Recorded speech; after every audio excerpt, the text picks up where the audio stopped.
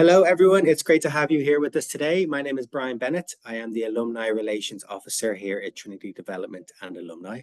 And I'm delighted to say I'm joined by the highly in demand Laura McGrath, who's an interview and executive coach with interviewtechniques.ie. Laura, thank you very much for joining me. My pleasure. Always delighted to give back to my old alma mater. You're very kind. I have a list of questions here to get through, and I'm really interested in this one because interviews are something that we all kind of encounter in our career, and we also, some of us struggle with, if we're being brutally honest.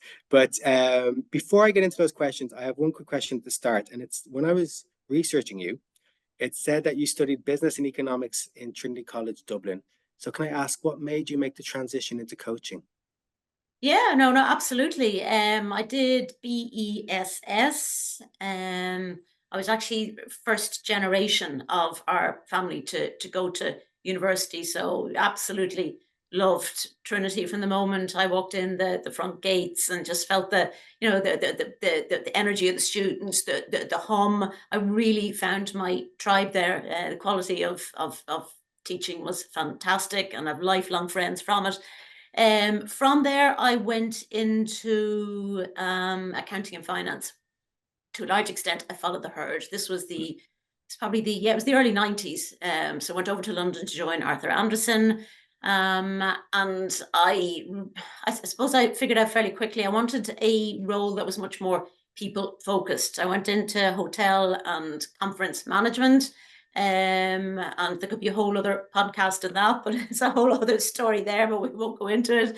And went from there to recruitment and search and selection. And that's really where I got into my stride. That was very much working with people, understanding what made them tick, and helping them just to achieve their career aspirations. And it was a really interesting sector as well. It was very much in its infancy. Spent about 25 years there. And then 5 years ago, I retrained as an executive coach with the IMI. So I do leadership coaching and I do interview coaching. And again, it's just working very closely with people to help them realize their goals, to help them be at their best. And on the interview coaching side of things, just making sure people communicate effectively and that their message lands the way they intended in the interview room, so they get the jobs that they want. Okay, brilliant. Thank you very much. So let's get into interviews then. If you had to give 3 quick bullet points to a successful interview, what would they be? I think the key one is seeing everything from the perspective of the hiring manager. So get your head inside that space. Understand what's important for them. What qualities are they looking for? And then that really highlights to you what parts of your CV and what parts of your background that you should shine the light on. So that's the most important thing. Another thing that I'd suggest is, the best interviews are evidence-based. So you really need to have specific examples to back everything up. And this is, I know there'll be a number of graduates listening into this as well. So instead of, saying that, I'm really hardworking and I'm passionate, you could be hardworking but a busy fool. It's much more effective to say, I have a really strong work ethic, and I've recently worked on a very complex project with an X £1 million budget, tight deadlines, and I delivered it and got great praise from my manager. So that's what I mean by evidence-based. And the other thing that's really important in an interview is to create that trust and rapport. That's hugely important.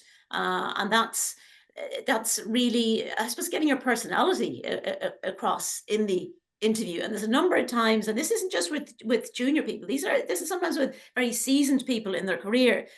They come to me and they have really nailed what they want to say, and they're saying it really effectively, and they have all of the examples ready. But at times I've had to say, look, well, I love what you're saying, but it feels like you're delivering a PowerPoint presentation. I gotta see you in it. So you really need to get that warmth and competence across. So it's, seeing things from the perspective of the hiring manager, the evidence, and that trust is really important. Yeah, especially I think that the opportunity to show your personality or what type of person you are, how you interact with everyone, be the hiring personnel manager or the receptionist or whoever you're dealing with. It kind of starts from when you walk through the doors. Absolutely, yeah. So it's not only can you do the job, but how are you going to get on with all of the rest of the stakeholders? How are you going to represent the company? That's critical to your success. How are you going to get on with team members? Yeah. It's all critical to your success, and that's what they'll be assessing. Okay. So nerves play a huge part in any interview process. So any tips or anyone how to combat those? Yeah, it's one of the big reasons why people will come to me. Yeah. And it's really interesting. So it's even really seasoned people. You know, they come to me, and these are, very experienced, fantastic in their job, and they can, at the drop of a hat, give a presentation to an audience of C-suite people, and do it with finesse, and to a massive round of applause. But when it comes to interviews, when they're selling themselves, they get they get nervous. There's a few things that you can do. Preparation is obvious, so we'll take that one as read. Doing the preparation. Another really good thing can be to reframe the interview. So instead of seeing it as an interview, so where you're going in and you're selling your skills, and you're either going to be accepted or you're going to be rejected. That's kind of a high pressure game. Yeah. It can be useful to see it as a business meeting. So it's two equals. And you're having a conversation, so you're letting them know what skills you're bringing to the table, and in effect they're letting you know what the opportunity is and what's in it for you. So that can take an awful lot of pressure off you. Another really good thing is your breathing exercises. That's really, really useful. And I have had clients come to me before who've had panic attacks in interviews. Yeah. So they get so nervous that one of them had to leave an interview. So in that case, I would certainly get them to do maybe 10 minutes breathing for the weeks leading up to the interview, and just to spend a minute in terms of why the breathing is important.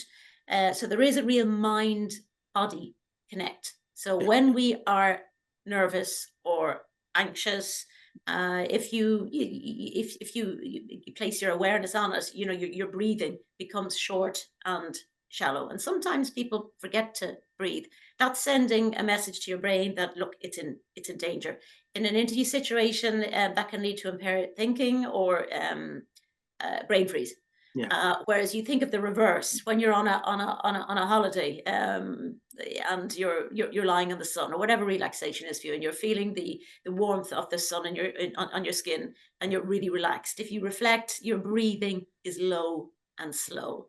So we can trick the mind. So if you control your breathing, or if you notice it getting, short and sharp, if you control it and slow it all down, it's saying to your brain, look, this is safe. And that gives you the clarity of thought. So that's really, really useful. Another thing can be the have you heard of Amy Cuddy? And she does the power pose. No, It can no, I be don't know what this is now. it's a nice technique. So she's an associate Harvard professor, and again, she's working on the whole mind-body connection. So before an interview, it can be really useful for you to get into this pose. So it's effectively the crucifix pose, where you are standing with outstretched arms and outstretched legs. Now you do it in a quiet space, Yeah. obviously before the Not in interview. reception. Yeah. Not in reception. And by doing that, it's effectively replicating what primates do. So it's the power pose, but by doing that and holding it for 2 minutes, it increases your levels of testosterone, which is what gives you the confidence, and it also reduces the cortisol levels. So Okay. there's some nice tips. And again, I would have other tips in terms of anchoring, etc., that I can use for people that have severe anxiety. But there are 3 really nice ones that are very, very effective. Okay. And you talked there about the breathing and the pose and also in terms of preparation. So how should someone prepare for an interview, or how long should the lead in be, say, for example? It depends, I suppose, on the level that you're at. And it depends on the level that you're at. So how long should you prepare I would certainly, when going for preparation to an interview, so forensically examine the job spec, and as I said before, see everything from the perspective of the hiring manager and figure out what makes you the best person for the role, and have very much evidence to back that up. So really what you're trying to do in the interview itself is the message you're trying to get across is, you're saying to the hiring manager, I understand the challenges that you are under, and I can make your life easier because Yeah. I have the skills and I've overcome challenges like this in the past. So the hiring manager is entirely selfish from their perspective. You know, they have a problem that needs solved. So it's really important for you to join the dots. Okay. Okay. Perfect. And you mentioned there examples. So how should you use examples in the interview? Um, so Or in what terms one's the of best is to pick, I should say, from your CV, you know? Yeah. So again, see everything from the perspective of the hiring manager and be strategic. So say for example, a graduate is going for a role in, I don't know, an Elgo body, or for a solicitor, a role as a trainee solicitor.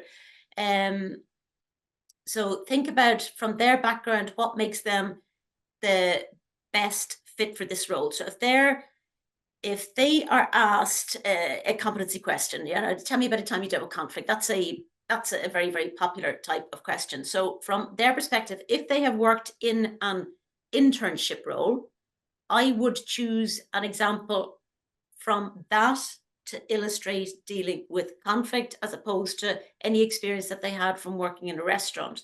So they could go through an example, for example, where they were asking a client for a certain piece of information. The client was very resistant to doing it because they felt that it was an invasion of their privacy. But by explaining themselves very, very clearly, by being very professional and just explaining very clearly the reasons behind it, they got around the hesitancy and they avoided a tense situation, and came to a very, very good conclusion.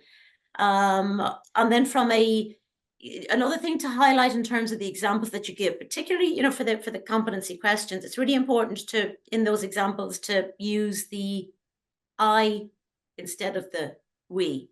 That's Okay. it. Take ownership of it. Yeah. Yeah, and it's really, really important. And I'll explain to you why, because I remember when I was on the other side of the table, it didn't make enough. It just seemed like semantics. Um, from the hiring manager's point of view, if you say we did this, we did that, we did the other, they haven't a clue what your role was within it. You could have been 95% involved, or you could have been an onlooker and 5% involved. So it's absolutely critical. And I would go as far as saying it's fatal in an interview if you talk about we.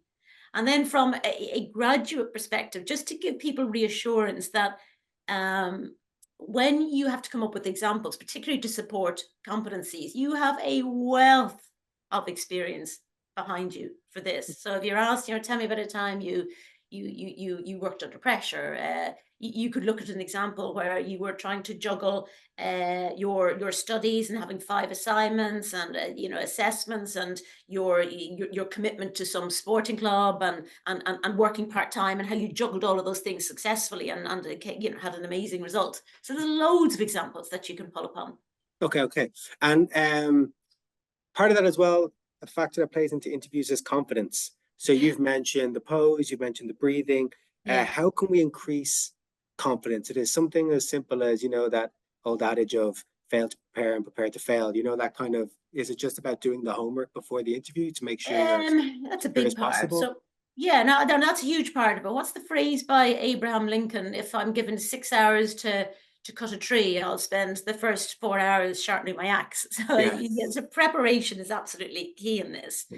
And then if you use the tools in terms of, if you manage your nerves, so all of those tools that will increase your confidence. There's a few other things that it's worth mentioning. So we talked before in terms of why is confidence important in an interview. So again, you're seeing things from the perspective of the hiring manager. So they're seeing not just how you come across in the interview, but they're inferring from that how you'll get on with team members, how you'll engage with stakeholders. So things like your eye contact, you know, it's important. It sounds obvious, but it's particularly when you're inexperienced with interviews, is something that can go out of your mind. So eye contact, really important. How you show up matters. So presentation is important, and that, look, that's tricky enough these days because we're all so much more casually Yeah. dressed. But the basics in terms of comb your hair and just well groomed. Over, yeah. Other things are keep your language professional. I have had where I'm speaking to recent graduates or new graduates that these are really good, highly accomplished people, but when I'm doing an interview coaching session with them, they're speaking to me like they would be speaking to their mates in a pub, and just that kind of, it's too casual. What's Yeah, the context? Yeah, context is king. Yeah. it's really important. So you don't want to go the other extreme either, where people get into interview speak. So it's just, imagine you're speaking to, your boss at work, and it's that level of professionalism. I want to see your whole personality, but it's that level of professionalism. What else can I say? As we spoke before, the warmth is important. So it's getting that personality and that authenticity. And that could be like tone of voice, because a lot of people as well, when they're so focused on their interview answers that they start speaking like this, and there's no tone of voice at all, and it just becomes very monotonous, and it makes a huge difference. And then finally, yeah, get rid of fillers. So instead of saying and that's something that if you practice, and you practice out loud, It that's in the goes. preparation. That's one key thing I would say. Practice your answers, practice them out loud. You gotta get used to hearing the sound of your own voice, because that internal voice, it's very articulate. It sounds fabulous, but once you start speaking, it's a different story altogether. Okay, and you mentioned there in 2 questions ago, you mentioned about the I and the we. So can I Yes. ask about what are some of the biggest mistakes people can make in interviews? You've kind of touched on some of these already now, but Yeah. Okay. Okay. So the I and the we. That can be a fatal mistake. Not researching the company enough. I think that's really, really important to research the company. And I have been at, remember I was at a conference in Trinity recently, and the CEO of the organization said he places a huge store on people researching his company. And, there's, the reason it's really important is, and then I'll just give a few, if you want, I can give a few tips in terms of how to yeah, research it. The reason it's really important is it's the only way that, it's one of the key ways that you can prove that you're interested in working for this company. So, you want to make sure that you don't come across as you're looking for a job, any job in any company. It's a courtship. It's like anything else, and you need to prove that you love them. Um, in terms of how you can research and how long you should research it for. So at a graduate level, you could spend 3-4 hours, or maybe a half a day, and then when I'm working with senior management directors, it could be a couple of days. And in terms of okay. how to research, obviously the website, yeah, Yeah, that's taken as a given. Research around it as well. So, Google is your friend here. Google the name of the company and put in Irish Times, Financial Times, just to figure out what's going on, in the broader system. Find out who their competitors are. If there's a trade magazine, it could be really interesting to read that as well, to figure out what are the trends in this sector. What are the opportunities. If you're going for a finance role, I certainly be reading the financial statements, okay. and the share price. There's some ideas. And the other bonus in terms of researching the company is that by doing that, it can give you, particularly at the senior level, it can give you really good information, and you can phrase a really well framed strategic question at the end of it. So at the end of the interview, so for example, by looking at the accounts, you can say, look, I noticed in last year's accounts the working capital went up by 20%. I'm curious in that. So there's loads of benefits to doing it. Okay. And you've obviously given us loads of pointers so far. If someone was Mhm. to go for, if someone was going for an interview tomorrow, what's the one piece of advice that you would give them? Would it be to breathe, to spend your evening doing some research, both? What would it be? Okay, yikes, to bring it down to one. I I think the most important thing for me is figuring out what makes you the best candidate. So, and this is typically a guessing game because you don't know who else is going for it, but you really need to figure out what gives you the edge over other people? What makes you better than other people? Now, in certain ways, you're not going to be as good as them, but you need to give the hiring manager a compelling reason to appoint you other than other people. Okay. So it's again going back to what I said, so it's kind of and doing figuring out, what are their challenges and just joining the dots for them. Your messaging has to be really clear. Unless you've figured out what makes you the best person for this job, how how will the hiring manager know? Yeah. Okay. While we're on interviews, there's obviously different types of interviews, and one I'm interested in is the difference between internal and external interviews. Yeah. Can you talk about that briefly, or Yeah. should you approach them in a different way? Well, obviously you should, but what are they? What is the difference? Well, you should and you shouldn't. Okay. So the biggest challenge with the internal interviews, so the internal interviews are typically if you're going for a promotion. Yeah.